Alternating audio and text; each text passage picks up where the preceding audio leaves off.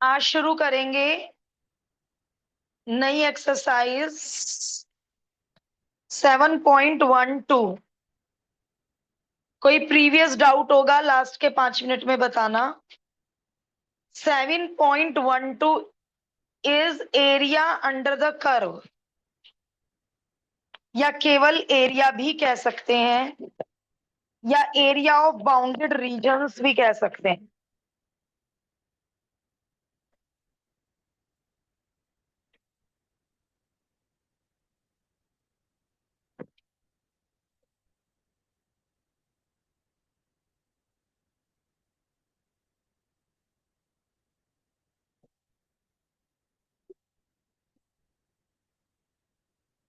Area of bounded regions. अब ये word क्या है, बाउंडेड रीजन्स? फॉर एग्जाम्पल, ये पैराबोला है। अब ये एरिया निकालना है पैराबोला के अंदर का। इधर तो कोई दीवार ही नहीं है, ये तो पैराबोला बढ़ता चला जाएगा। तो ये कितना एरिया होगा, इनफाइनाइट। कैसे निकालूं? बट यदि राइटर कह दे find the area bounded by this parabola and the line y is equal to 3, तब तो समझ में आ रहा है कि अच्छा ये एरिया मांग रहे हैं बाउंडेड बाय, घिरा हुआ। किससे घिरा हुआ? Parabola at y is equal to 3 line से घिरा हुआ एरिया निकालो। तो ये एरिया आज हम इंटीग्रल से निकालेंगे, क्योंकि ये कोई ट्रायंगल या पैरेललोग्राम तो है नहीं कि जो मैं छोटी क्लासेस का फॉर्मूला लगा दूं और एरिया निकाल लूं। अब एरिया निकालने के दो तरीके। यदि लिमिट एक्स एक्सिस की है, y is equal to f x. यदि लिमिट एक्स एक्सिस की है तो एरिया होता है lower limit to upper limit, जहां से जहां तक का एरिया मांगा है, वाई डी एक्स। अब रटना पड़ेगा वाई डी एक्स, तो सुनो कैसे आया वाई डी एक्स। एक पतली सी स्ट्रिप की लेंथ वाई और ब्रेथ डी एक्स। एक पतली सी स्ट्रिप इमेजिन करो, बहुत पतली, वो मैं इतने मोटे मार्कर से बना नहीं सकती। उसकी विड्थ नेग्लेजिबल है डी एक्स। तो इस स्ट्रिप का एरिया कितना हुआ, length into breadth, Y D X. अब ये स्ट्रिप, एक स्ट्रिप, दो स्ट्रिप, तीन स्ट्रिप, चार स्ट्रिप, सारी स्ट्रिप्स का एरिया हमने ऐड कर दिया। इंटीग्रेट ऐड करने को ही कहते हैं। तो सारी स्ट्रिप्स का एरिया ऐड करके ये एरिया आ गया। अब आप कहोगे यहाँ तो गोलाई है, तो वो स्ट्रिप ही इतनी पतली है कि ऊपर पता ही नहीं चलने का गोलाई है। इतनी पतली स्ट्रिप है। बेटा यदि स्ट्रिप मैं बहुत पतली ले लूंगी, ये भी मोटी है, तो ये कैसे पता चलेगा कि स्ट्रेट लाइन है या कर्व है? तो इन सारी स्ट्रिप्स के एरिया को ऐड कर कर हमने पूरा एरिया स्ट्रिप से ढक दिया। तो इन सारी स्ट्रिप्स का एरिया का टोटल कंप्लीट एरिया हो जाएगा। और निकालने का तरीका, integration a to b y D x. ये इंटीग्रल का जो भी आंसर आएगा वो ये एरिया होगा। अब सवाल ये उठता है कि मैम यदि एरिया वाई एक्सिस से बाउंडेड हो, जो मैंने डायग्राम बनाया था वो ना एक्स एक्सिस से बाउंडेड था ना वाई एक्सिस से बाउंडेड था। हर तरह का क्वेश्चन करेंगे, आज तो स्टार्टिंग है, पहले इजी वाले करेंगे। यदि ऐसा कोई कर्व है, मुझे नहीं पता ये क्या कर्व है, ऐसा कोई कर्व है और बाउंडेड बाय वाई एक्सिस है, वाई एक्सिस से बाउंडेड है। इसकी एक दीवार एक्स एक्सिस है बट इसकी एक दीवार वाई एक्सिस है, तो हॉरिजॉन्टल स्ट्रिप बनाएंगे। क्यों? क्योंकि स्ट्रिप की लेंथ एक्स एक्सिस के पैरेलल है, एक्स हो जाएगी, और स्ट्रिप की ब्रेथ डी वाई हो जाएगी, और एरिया हो जाएगा एक्स डी वाई एक रेक्टेंगल का। और लिमिट हो जाएंगी लोअर लिमिट वाई एक्सिस पे to upper limit. Y axis पे बॉटम टू टॉप जाते हैं, बड़ा नंबर ऊपर होता है, छोटा नंबर नीचे होता है। एक्स एक्सिस पे लेफ्ट में छोटा नंबर होता है, राइट में बड़ा नंबर। बी टू ए नहीं लिख सकती, ए टू बी ही लिखना है, आंसर नेगेटिव आ जाएगा। बी टू ए ले लिया तो आना था 5, आ जाएगा -5। ठीक। तो ऐसे केस में हम हॉरिजॉन्टल स्ट्रिप बनाएंगे। और ऐसे केस में हम वर्टिकल स्ट्रिप बनाएंगे। और y को dx कैसे इंटीग्रल कर लेगा? क्या सीखा आपने, कब से इंटीग्रेशन कर रहे हैं? पूरा फंक्शन x में होता है तो dx, पूरा फंक्शन y में होता है तो dy, पूरा फंक्शन t में होता है तो dt। तो अब मान लीजिए ये डायग्राम है y is equal to x cube का, वैसे तो ये y is equal to x cube का हो ही नहीं सकता। ये डायग्राम है फॉर एग्जाम्पल इसका, फॉर एग्जाम्पल। तो ये कर्व से y की वैल्यू यहां भर देंगे, जिससे ये पूरा क्वेश्चन x में हो जाए।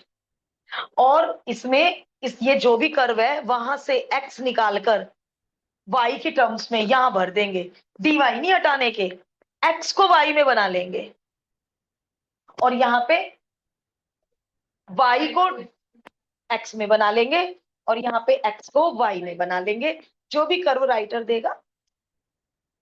अब अभी एक दो बातें और। यदि ये एरिया है x एक्सिस के नीचे तो इस मेथड से आंसर नेगेटिव आ जाता है। यदि ये एरिया बिलो x एक्सिस है तो आंसर नेगेटिव आ जाता है। तो उस केस में हम शुरू से ही मॉड लगा के चलेंगे, बार्स के अंदर एरिया सॉल्व करेंगे। तो यदि वो एरिया सॉल्व करके -5 आ गया तो हमारे बार्स मॉडुलस उसे +5 कर देगा। यदि एरिया है y एक्सिस के इधर तो नेगेटिव आ जाता है इस फॉर्मूले से, तो हम बार्स लगा लेंगे। ठीक है, अब कॉपी कर लो, ये बेसिक है बस। अब ड्रॉ करना, उसके लिए मैं सारे पैराबोला दोबारे करा दूंगी। पैराबोला पहचान, अरे हाँ, पैराबोला पहचान के बच्चा गलत पैराबोला ड्रॉ करता रहता है, मतलब पैराबोला की पहचान नहीं हो पाती। गलत पैराबोला ड्रॉ करने से शेडिंग गलत हो जाती है, शेडिंग गलत होने से एरिया गलत हो जाता है। तो इस वाली टॉपिक में सबसे पहला इंपॉर्टेंट काम क्या होगा? ओनली पैराबोला ही कोई, जो भी कर्व होगा, करेक्ट कर्व स्केचिंग। यदि कर्व स्केचिंग ही रॉन्ग है, अंडाधार, सब गलत। कर्व स्केचिंग ही रॉन्ग हो गई तो सारा काम खराब हो जाएगा।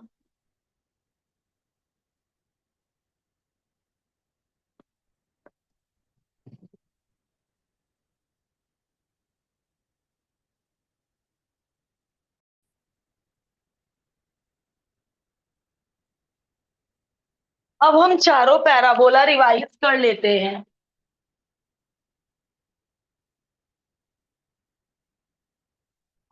किसको याद है ये वाला? y² = 4ax। फोकस याद है किसी को? a,0, क्योंकि वो ये भी कह सकते हैं ना कि फोकस से पास होने वाली लाइन और पैराबोला से बाउंडेड एरिया निकालो, और हमें यही नहीं पता। भाई मान लो y² = 16x दिया, तो 4a 16 हो गया, a 4 हो गया, तो मुझे पता चल गया कैसी लाइन, x = 4 लाइन। और लेटस रेक्टम, फोकस से पास होने वाली परपेंडिकुलर लाइन को क्या बोलते थे? Latus rectum. पता चला किसी क्वेश्चन में कह दिया पैराबोला और लेटस रेक्टम के बीच का एरिया निकालो, तो ये तो पता हो लेटस रेक्टम कहां से जाएगी, कौन है। दूसरा पैराबोला लेफ्टवर्ड ओपन। और जब ये डायग्राम बनाओगे तो ये ओरिजिन और ये वाई और ये एक्स जरूर लिखना। ओरिजिन को वर्टेक्स कहते थे, ओरिजिन वर्टेक्स। और ये वाले पैराबोला सिलेबस में नहीं थे जो ओरिजिन से अलग होते थे। सिलेबस में वही पैराबोला थे जिनका वर्टेक्स ओरिजिन होता है। इधर वाले पैराबोला की इक्वेशन होती थी और फोकस होता था -a,g। अपवर्ड ओपन,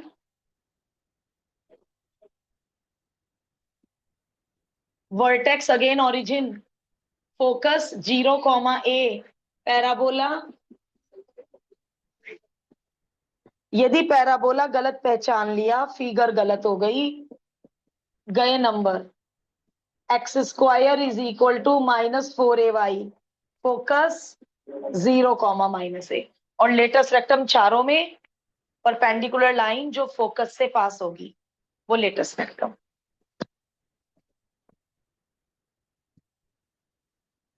बना लो, ये सब कुछ थ्योरी में बना लो।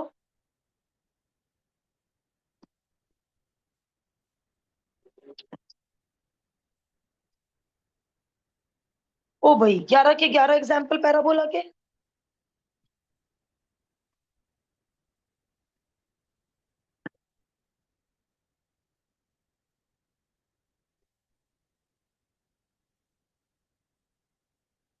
अच्छा ओके, 11 के 11, हेलो, सर्कल करने की इसलिए नीड नहीं है। जब सर्कल से y की वैल्यू भरते हैं तो उसमें जो फॉर्मूला लगता है उसमें साइन इनवर्स आता है, तो वो कोर वाले करते हैं।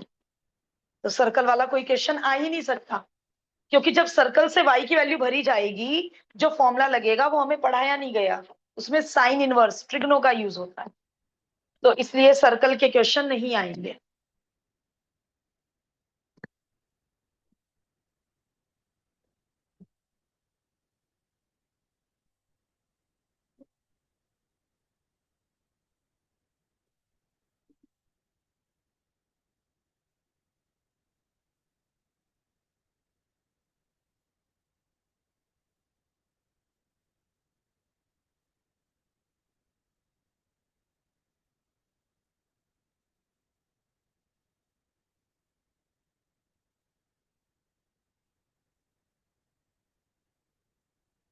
पहले हम कौन से क्वेश्चन सीखेंगे, जो एरिया एक्स एक्सिस या वाई एक्सिस से टच हो रहे होंगे।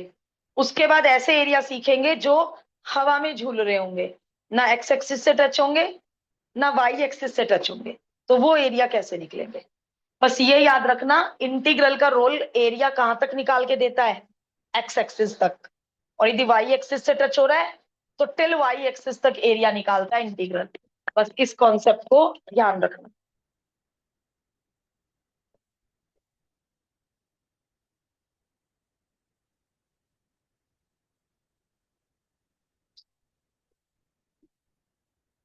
थ्योरी में जहां पे आपने पैराबोला लिखे हैं वहां पर ये भी नोट कर लो, parallel to Y X axis, y is equal to a is a line parallel to x axis cutting y axis at a। क्योंकि जब भी डायग्राम, जैसे इसमें मुझे x इज इक्वल टू 1 बनानी पड़ेगी और मुझे आ नहीं रही ड्रॉ करनी, 9th 10th में सीखी थी, तो y इज इक्वल टू ए ऐसे ड्रॉ होती है और x इज इक्वल टू ए ऐसे ड्रॉ होती है, कटिंग x एक्सिस एट ए। तो x इज इक्वल टू 1 कैसे ड्रॉ होगी, a parallel line to y axis cutting x axis at 1। x is equal to 4 कैसे ड्रॉ होगी, parallel line to y axis cutting x axis at 4। तो ये भी अपनी theory में नोट कर लो, जब चैप्टर रिवाइज करोगे तो ये भी रिवाइज कर लेना। और बाकी लाइन हम प्लॉटिंग से बनाएंगे, ऑब्लिक लाइन, ये तो पैरेलल लाइंस हैं to x axis and y axis, ये जो ऑब्लिक लाइन होंगी टेढ़ी लाइन वो हम प्लॉटिंग से बनाएंगे। कर्व स्केचिंग सबसे बड़ा रोल है इस पर्टिकुलर टॉपिक का।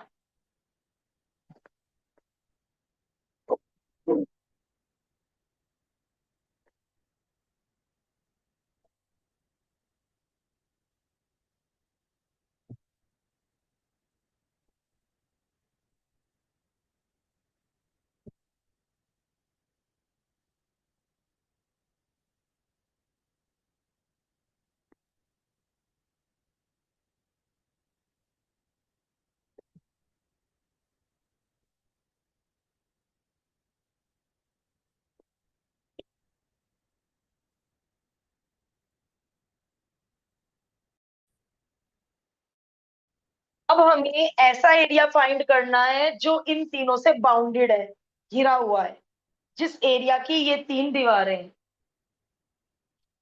पहचानो कौन सा पैराबोला, राइट वर्ड ओपन। और ये कैपिटल एक्स, कैपिटल वाई और कैपिटल ओ, ये यदि मुझे किसी फिगर में मिसिंग मिला तो मैं 5 6 पेज काट दूंगी कॉपी के। एक्स इज इक्वल टू 1, अंदाजे से बनाना है, यहां ऐसे नहीं लेना है इक्वल मार्क ले रहे हैं, बस ऐसे भी मत बनाना कि 1 और 4 बिल्कुल ही पास पास बना दिए, मतलब अंदाजे से। और प्लॉटिंग ही कर लोगे 1 2 3 4 तो भी कोई दिक्कत नहीं। ये तो चार चार एरिया नजर आ रहे हैं, 4 एरिया नजर आ रहे हैं। कहाँ है फर्स्ट क्वाड्रेंट, ओके। अब देखो फर्स्ट क्वाड्रेंट का कितना बड़ा रोल है, कौन सा लूं? फर्स्ट क्वाड्रेंट में ये वाला लूं या ये वाला? सेकंड वाला। कि मैम ये तो बहुत इजी कॉन्सेप्ट है, एक दीवार पैराबोला होनी चाहिए, एक दीवार एक्स इज इक्वल टू 1, एक दीवार एक्स इज इक्वल टू 4, और ये चौथी दीवार ऑटोमेटिकली एक्स एक्सिस हो गई क्योंकि क्वाड्रेंट 1 था। अब यदि ये क्वाड्रेंट 1 रब कर दूं, अब तो नीचे का भी लेना है। तब दो दीवारें तो पैराबोला हो जाएंगी, एक दीवार एक्स इज इक्वल टू 1 और एक दीवार एक्स। यदि फर्स्ट क्वाड्रेंट ना होता तो ऊपर नीचे का पूरा लेती। और सुनो, अभी सुनो आदित्य, इंटीग्रल का काम क्या है? कहां से कहां तक का एरिया निकालता है इंटीग्रल? छत से जमीन तक। जमीन कौन? X axis. इंटीग्रल मान लो मैं कह रही हूं ये रही limit 1 to 4 y D x, कि मैम ऑटोमेटिकली दोनों एरिया आ गए ना, दोनों एरिया नहीं आ गए। इंटीग्रल का काम ये एरिया निकालना नहीं है, इंटीग्रल का काम है छत से एक्स एक्सिस तक का एरिया निकालना। यदि तुम्हें नीचे का भी एरिया चाहिए तो या तो इसमें ऐड करो नीचे का अलग निकाल के मॉडुलस में। नीचे का मॉडुलस में क्यों निकलेगा? मान लो मैंने मॉडुलस नहीं लगाया, ऊपर का आया 5, नीचे का आया -4, टोटल हो गया 1, 9 होने की बजाय। ठीक है। अब यदि हमें सिमेट्री की नॉलेज है, ये तो पता होगा कि जितना पैराबोला ऊपर है उतना नीचे है, ये पैराबोला ऐसे नहीं होता, ये तो पता ही होगा, सिमेट्रिकल होता है। तो क्या कहती है सिमेट्री? जितना ऊपर है एरिया उतना ही एग्जैक्टली नीचे है एरिया, सिमेट्री कहती है। तो मैं यहाँ पे ट्वाइस लगा दूंगी, मैं नीचे का अलग नहीं निकालूंगी, फुल मार्क्स मिलेंगे। वो ये नहीं कहेंगे सिमेट्री क्यों यूज की, सिमेट्रिकल होता है पैराबोला, तो मैं केवल ऊपर का निकाल के डबल कर दूं। ठीक है। तो अब हम आज डबल क्यों नहीं करेंगे? क्योंकि क्वाड्रेंट 1 में मांगा है। यदि क्वाड्रेंट 1 रब कर दूं तो यह पूरा शेड होगा और डबल होगा। अब y की वैल्यू क्या भरूं? छत से, ये रही छत, ये रही पैराबोला है छत, तो y की वैल्यू √4x, √4 2 बन के बाहर बैठ जाएगा। और पूरे टॉपिक में ये इंटीग्रल इंटीग्रल करना पड़ेगा हमें, मतलब कोई फॉर्मूले वाला इंटीग्रल नहीं आने का, सारे इतने इजी इंटीग्रल आएंगे। मान लो x की वैल्यू भरनी होती तो x की वैल्यू क्या भरती, मान लो भरनी होती y²/4, तो y² का इंटीग्रल y³/3। तो इस पूरे टॉपिक में ओनली एक्सरसाइज 1 यूज होगी। मेन काम correct curve sketching, correct shading, shading भी उटपटांग कर दी, कोई और एरिया निकाल आई। इंटीग्रल का काम बहुत आसान है, ये है मेन काम, रिक्वायर्ड एरिया लिखना, शेडिंग करेक्ट करना, कर्व स्केचिंग कर लो।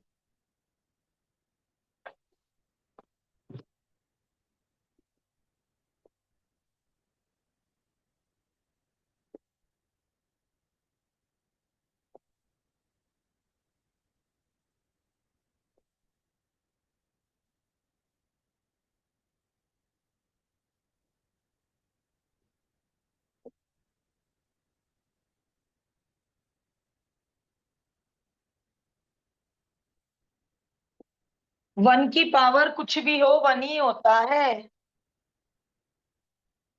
4 को 2 का स्क्वायर लिख के 2 से 2 काट दो, सिंपल कैलकुलेशन। आपने तो डेफिनेट इंटीग्रल इतना कर लिया,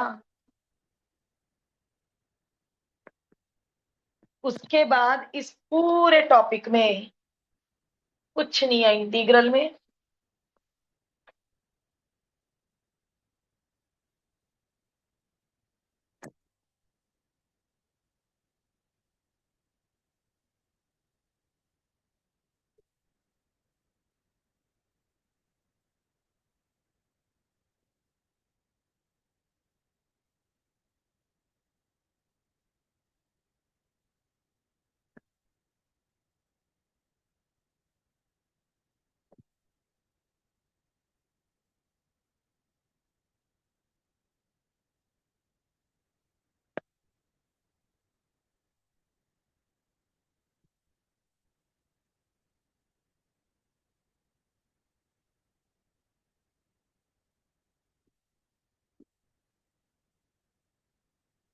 लेकिन ना एग्जाम्पल में बस सबसे बड़ा नुकसान यही है, क्वेश्चन कॉपी करते करते फिगर दिख जाती है। या तो देख लो कुछ रजिस्टर्स इस तरह से अरेंज कर लो, क्योंकि यदि फिगर देख के बनाई तो लर्निंग नहीं होगी। बट वो फिगर ही दिख जाती है, तुम्हारी भी क्या गलती है, बेचारे लोग हो तुम।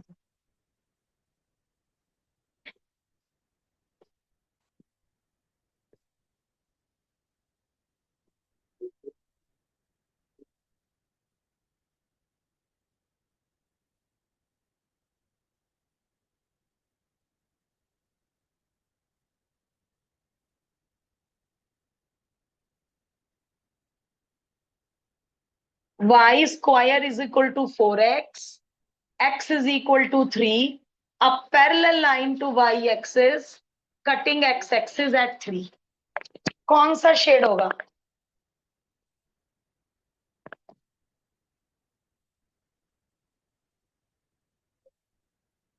हाँ, तुम ना ऐसे सोचो, ऐसे सोचो, पैराबोला और लाइन से बाउंडेड, जब कुछ कहा ही नहीं, फर्स्ट क्वाड्रेंट सेकंड क्वाड्रेंट, ये जो एक्स एक्सिस है और वाई एक्सिस है पजल कर रही है हमें। ये इसमें बताओ, bounded by parabola and the line, तो ये पूरा एरिया चाहिए। Complete area is required. अब इंटीग्रल तो इस जमीन तक देगा एरिया, एक्स एक्सिस तक। सिमेट्री क्या कहती है? ट्वाइस कर दो। कहां से कहां तक लूं, लोअर और अपर? ये तो ऑटोमेटिकली आ गया। ऊपर के एरिया में लिमिट क्या लूं? 0 to 3, यहां से शुरू है एरिया, यहां पे खत्म है एरिया, 0 to 3। और वर्टिकल स्टेप्स में क्या लेते हैं? Y D x. Limit x की है तो dx आएगा, dx है तो y आएगा। लिमिट y की है तो dy आएगा, dy है तो साथ में x आएगा। उल्टा पुल्टा मत करना बिल्कुल भी। हो जाओ शुरू। y की वैल्यू कर्व से भर लो, 2 को बाहर बिठा दो, √x का हमें आता ही है। करिए, फाइनल आंसर तक पहुंचिए।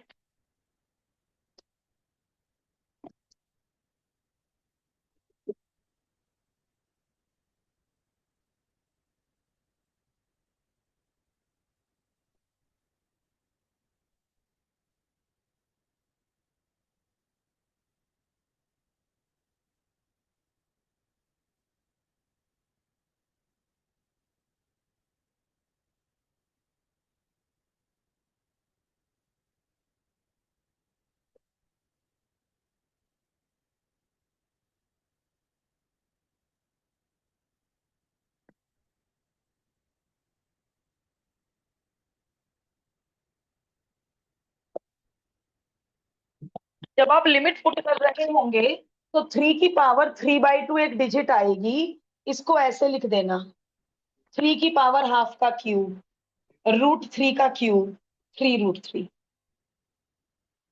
इसको जब आप सॉल्व कर रहे होंगे तो 3 की पावर 3/2 इज 3√3।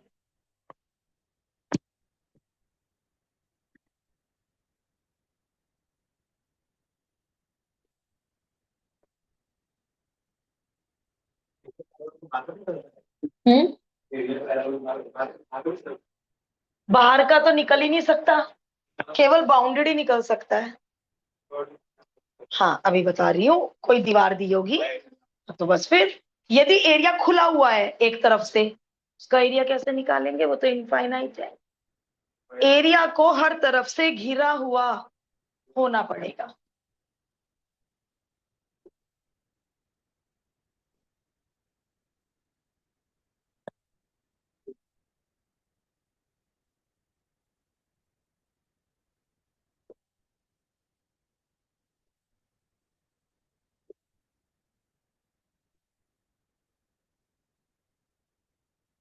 यदि हमारा एरिया कहीं से खुला हुआ है तो it can't be evaluated, it should be bounded from all the sides।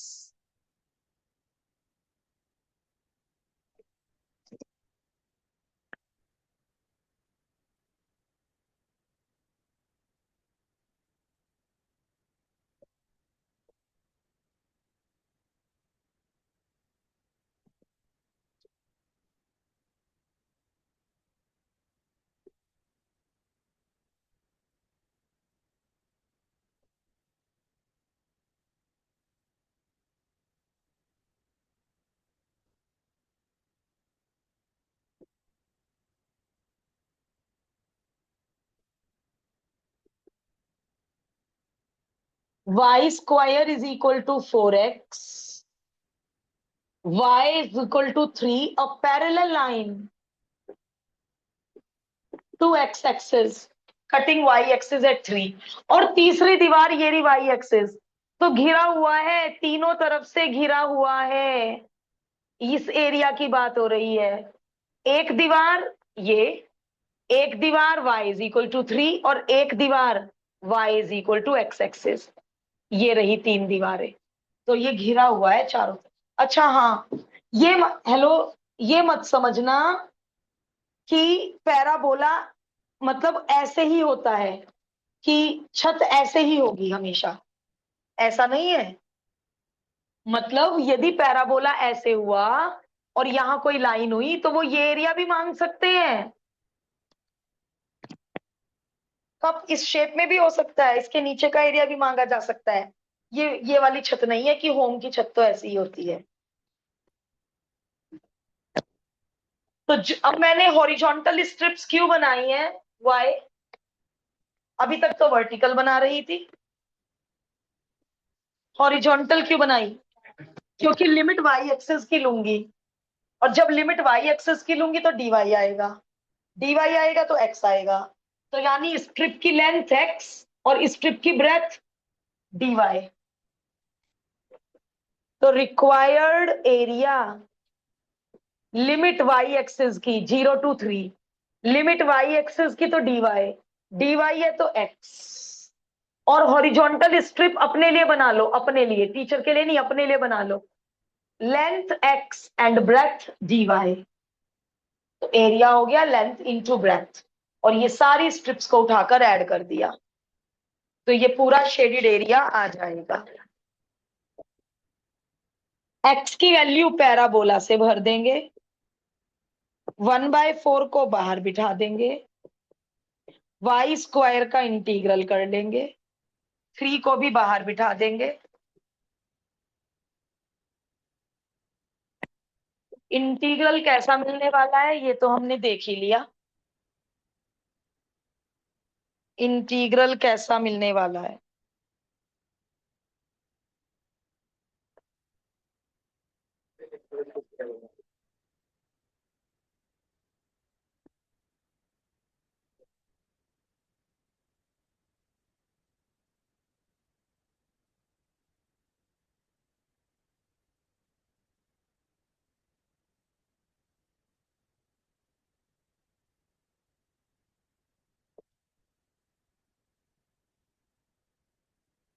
Online वाले स्टूडेंट्स को कोई डाउट, कोई दिक्कत?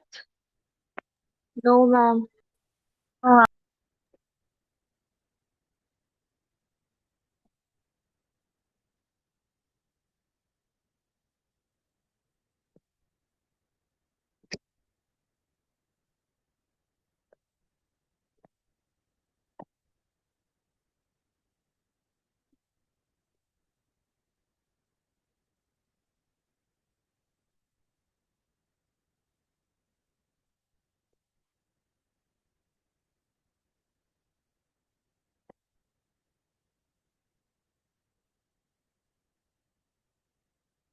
हमारे जितने भी बेसिक पैराबोला थे उनमें डिग्री टू इधर थी, तो इसे उल्टा पुल्टा कर लो, वाई इधर देख के, मेरे बहुत सारे बच्चे इसमें यही शेप बना देते हैं, वाई लेफ्ट में देख के, वो ये देखते नहीं वाई की डिग्री 2 नहीं है। तो जब एक्स स्क्वायर होता है तो या तो अपवर्ड होता है या डाउनवर्ड होता है, x square is equal to positive something है तो upward, x square is equal to -4ay है तो डाउनवर्ड। तो मैं आपको सलाह दे रही हूँ कि इसको कह दो जी उल्टा पुल्टा करा हमने अपने लिए, जो पैराबोला गलत बन गया तो सारा काम खराब हो जाएगा।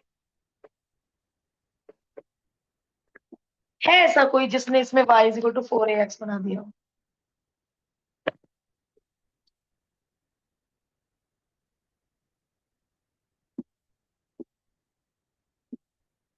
तो जो भी एग्जामिनर पैराबोला देगा डिग्री टू लेफ्ट में कर लेना, पैराबोला करेक्ट बनाना, y इज इक्वल टू 4। अच्छा अभी रुक जाओ, पहले 3 एग्जाम्पल करने के बाद बच्चा इस क्वेश्चन में परेशान कि मैम एक्स एक्सिस को टच नहीं कर रहा ये एरिया, एक्स एक्सिस को टच ही नहीं कर रहा ये एरिया, तो हॉरिजॉन्टल स्ट्रिप्स बनेंगी, वर्टिकल स्ट्रिप्स बनेंगी? हॉरिजॉन्टल स्ट्रिप्स बनेंगी।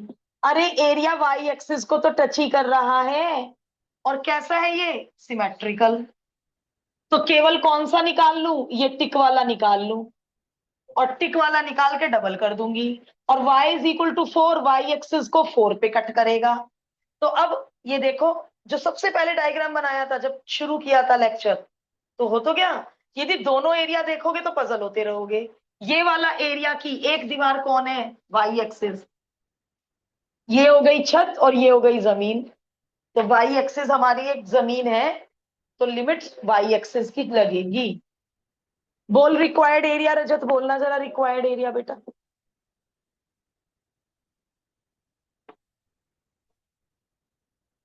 कोई और बोल दो, रजत का मन नहीं है बोलने का। मैम ट्वाइस, किसका ट्वाइस?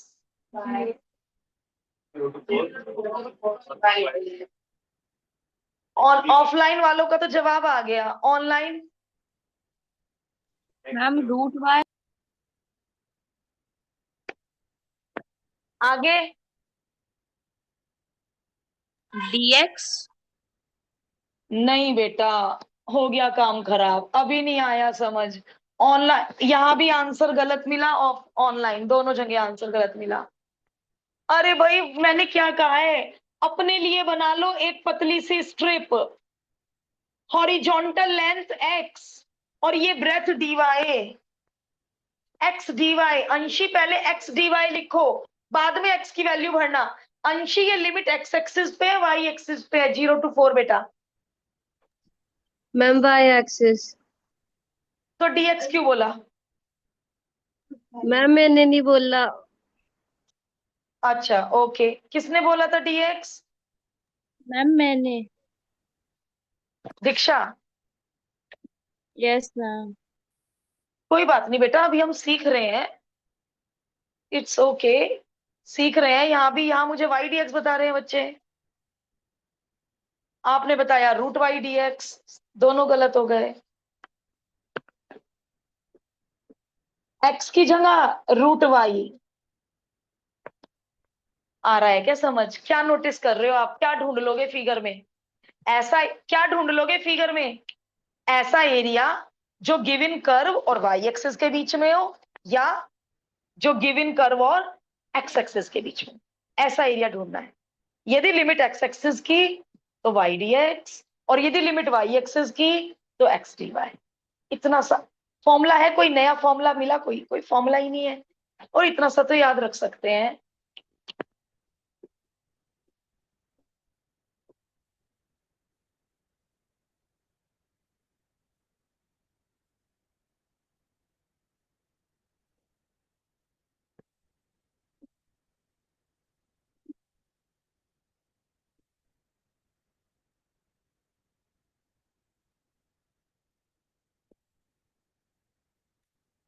मैम ये एक्सरसाइज पुरानी बुक में नहीं है।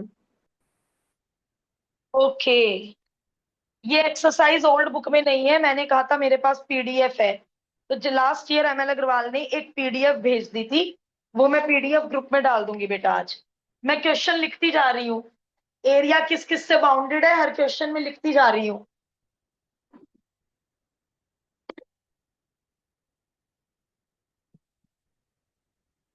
अभी क्लास के बाद भेज दूंगी अंशी। Okay ma'am.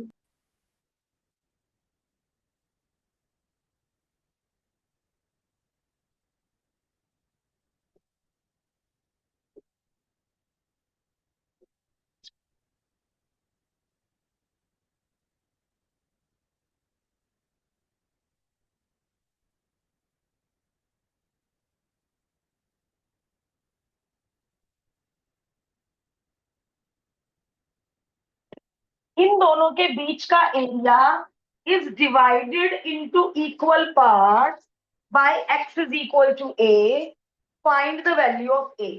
इन दोनों के बीच का एरिया, तो पहले फिर डिग्री टू उधर दे दी, और बच्चा इसमें अपवर्ड ओपन बनाया आता है, डिग्री टू इधर कर लो, तो y square is equal to 4ax वाले की बात हो रही है। x इज इक्वल टू 4 बना दो। ये हमने x इज इक्वल टू 4 बना दिया, कटिंग x एक्सिस एट 4। इन्होंने कहा ये जो एरिया है, ये जो कंप्लीट एरिया है, x एक्सिस क्वाड्रेंट 1 का कोई रोल नहीं है, तो पैराबोला और लाइन के बीच में ये कंप्लीट एरिया माना जाएगा जहां पे मेरा हाथ है। ये पूरा area is divided into 2 equal parts by x is equal to a। ये सेम क्वेश्चन कोर में है। तो एक स्टूडेंट ने कहा मैम सॉल्व करने की क्या जरूरत है, A2 हो गया, क्योंकि दोनों इक्वल पार्ट्स में एरिया है तो ए तो मिड में लाई करना चाहिए। A2 क्यों गलत है? वाई ए, ये 4 है तो A2 क्यों नहीं हो सकता? कि मैम कितना साफ साफ दिख रहा है, ये एरिया यदि ये मिड में हुआ बिल्कुल, तो ये एरिया छोटा है और ये एरिया बड़ा है। कहाँ है इक्वल पार्ट्स? यदि मैं ए को बिल्कुल मिड में ले लूं, बिल्कुल मिड में 2 पे ले लूं, straight line x is equal to a, x is equal to 2, 2 पे ले लूं, तो ये किस हिसाब से दोनों एरिया इक्वल है? ये एरिया ज्यादा, ये एरिया कम नहीं लग रहा क्या? तो इन्हें इक्वल होने के लिए इस लाइन को थोड़ा 2 से आगे होना पड़ेगा, वही पता करना है ए कितना है। तुक्के से नहीं कहेंगे A2 ले लो मिड में। तो कौन सा एरिया इक्वल है? ये ब्लैक एरिया। अब वर्टिकल स्ट्रिप्स क्यों बनाई? क्योंकि एक्स एक्सिस का रोल है। और ये रेड एरिया, ये दोनों एरिया इक्वल है।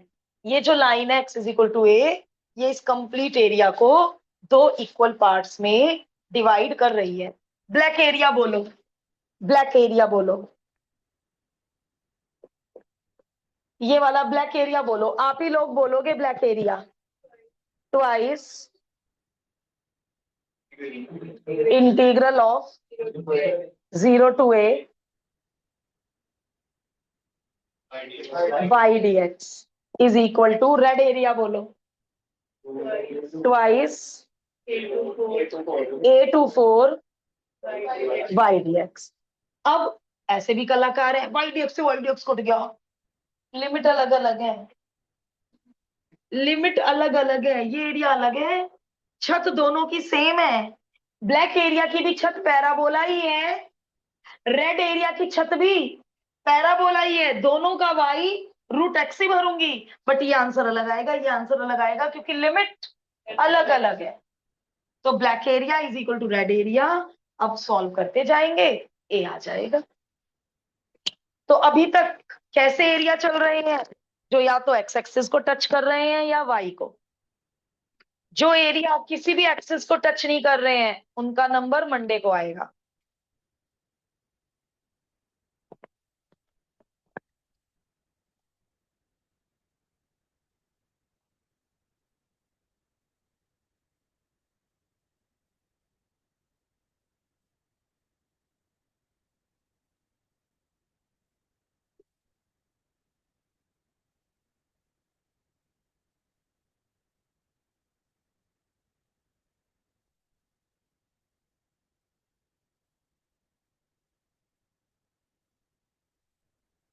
वाई की जगह रूट एक्स डी एक्स, 2 से 2 कैंसिल, वाई की जगह root x d x, x की पावर 3/2 अपॉन 3/2, एक्स की पावर 3/2 अपॉन 3/2, 2/3 से 2/3 भी कैंसिल,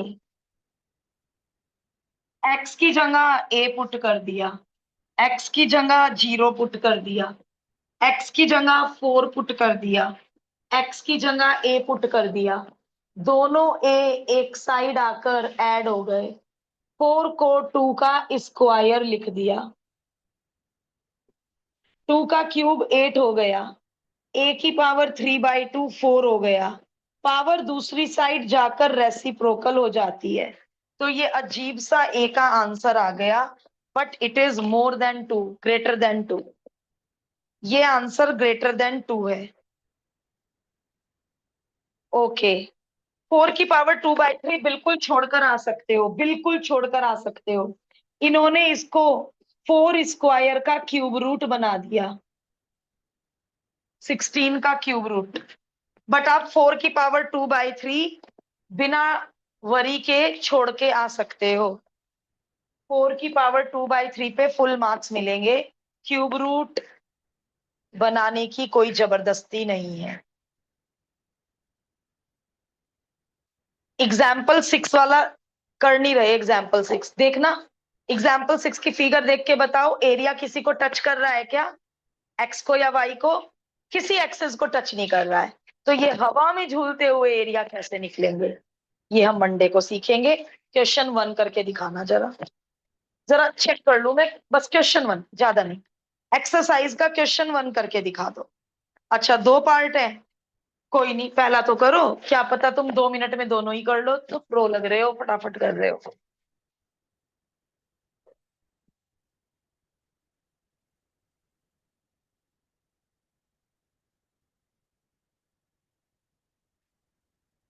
क्रॉस चेक भी हो जाएगा क्या सीखा इन 5 एग्जाम्पल में। क्वेश्चन 1 करके दिखाओ।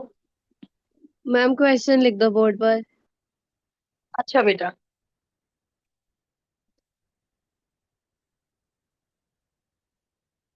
बेटा ये लिख दो किस किस से बाउंडेड है बस। Yes ma'am.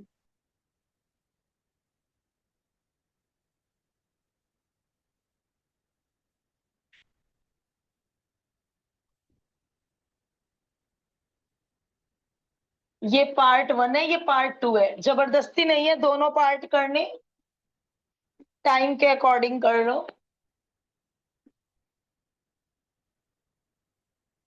दोनों में फर्स्ट क्वाड्रेंट है, यानी दोनों में ही डबल नहीं करना, दोनों पार्ट में ही डबल नहीं करना।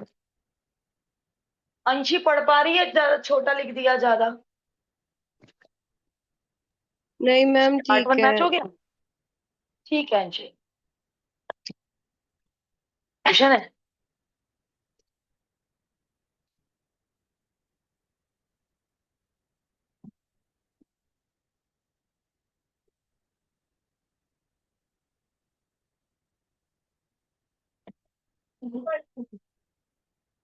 पढ़ लोगे तो अच्छा है, पहला मैच हो गया। मंडे से एग्जाम्पल 6 सीखेंगे। अब थोड़े से टिपिकल शुरू हो जाएंगे 6।